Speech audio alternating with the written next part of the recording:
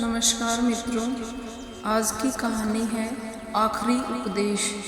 गुरुकुल में शिक्षा प्राप्त कर रहे शिष्यों में आज काफ़ी उत्साह था। उनकी 12 वर्षों की शिक्षा आज पूर्ण हो रही थी और अब वो अपने घरों को लौट सकते थे। गुरुजी भी अपने शिष्यों की शिक्षा दीक्षा से प्रसन्न थे और गुरुकुल की परंपरा के अनुसार शिष्यों को आखिरी उपदेश देने की तैयारी कर रहे थे।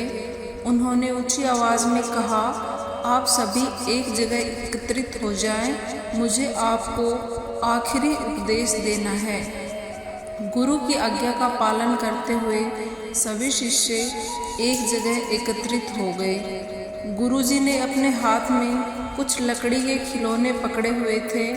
उन्होंने शिष्यों को खिलौने दिखाते हुए कहा, आपको इन तीनों खिलौनों में अंतर ढूंढने हैं। सभी शिष्य ध्यानपूर्वक खिलौनों को देखने लगे। तीनों लकड़ी से बने खिलौने बिल्कुल समान दिखने वाले गुड्डे थे। सभी चकित थे कि भला इनमें क्या अंतर हो सकता है। तभी किसी ने कहा, अरे यह देखो, इस गुड्डे में एक छेद है। यह संकेत काफ़ी था। जल्द ही शिष्यों ने पता लगा लिया और गुरुजी से बोले, गुरुजी, इन गुड्डों में बस इतना ही अंतर है कि एक के दोनों कान में छेद हैं, दूसरे के एक कान और एक मुंह में छेद है और तीसरे के सिर्फ एक कान में छेद है। गुरुजी बोले, बिल्कुल सही। और उन्होंने धातु का एक पतला तार देते हुए उसे कान के छेद में डालने के लिए कहा। शिष्यों ने वैसा ही किया। तार पहले गुड्डे के एक कान से होता हुआ दूसरे कान से निकल गया, दूसरे गुड्डे के कान से होते हुए मुंह से निकल गया और तीसरे के कान में घुसा लेकिन कहीं से निकल नहीं पाया। तब गुरुजी ने शिष्यों से अपने गुड्डे हाथ में लेते हुए कहा, प्रिय शिष्यों, इन 3 गुड्डों की तरह ही आपके जीवन में भी 3 तरह के व्यक्ति आएंगे। पहला गुड्डा ऐसे व्यक्तियों को दर्शाता है जो आपकी बात एक कान से सुनकर दूसरे से निकाल देंगे। आप ऐसे लोगों से कभी भी अपनी समस्या को साझा मत करना।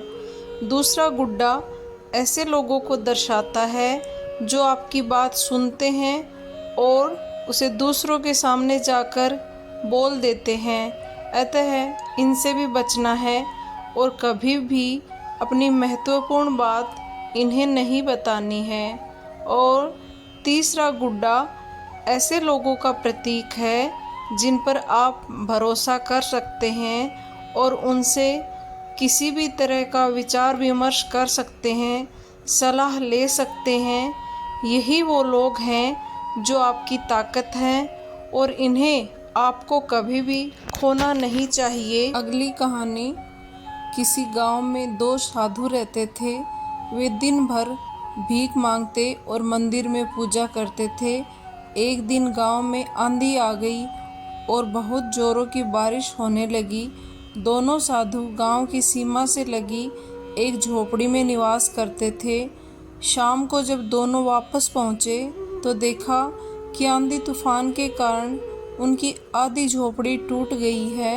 यह देखकर पहला साधु क्रोधित हो उठता है और बुदबुदाने लगता है, भगवान, तू मेरे साथ हमेशा ही गलत करता है।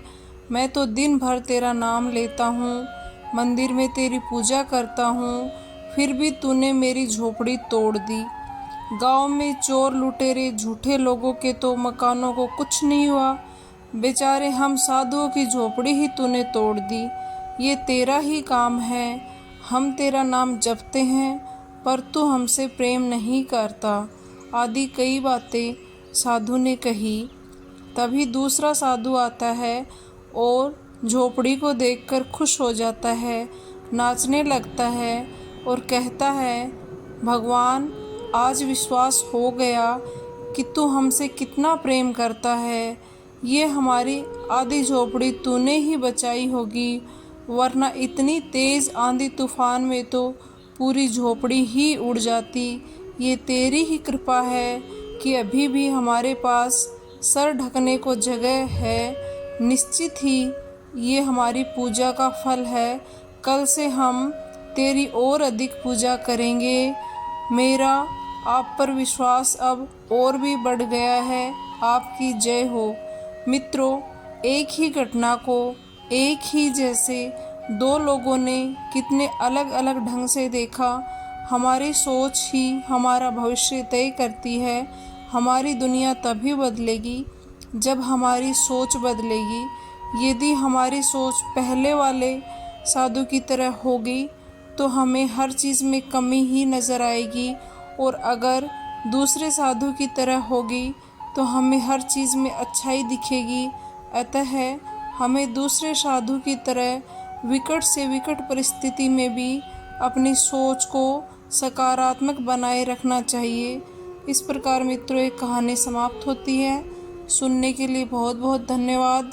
अगर कहानी पढ़ने में या शब्दों में कोई त्रुटि हुई है तो क्षमा प्रार्थी हूँ। अगर आपको इसी तरह की और कहानियाँ सुननी है तो हमारे चैनल को लाइक, शेयर और सब्सक्राइब कर दीजिएगा।